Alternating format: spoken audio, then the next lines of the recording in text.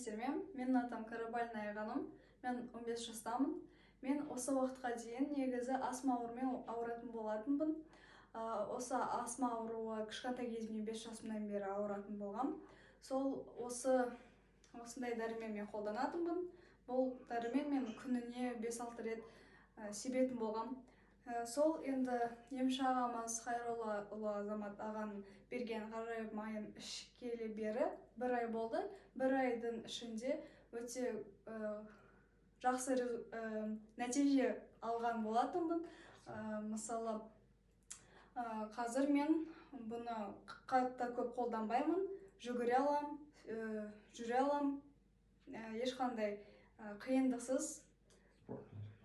Қазір осы дәрі ішкелі бері қазір мен жақсы спортпен де шұғылдаса аламын. Барлығы менде оңай шығып жатыр. Сол Хайролла ұлы Азамат ағамызға көптен көп рахмет. Осындай ғажайып май шығарып бізге көмек беріп жатқаныңызға.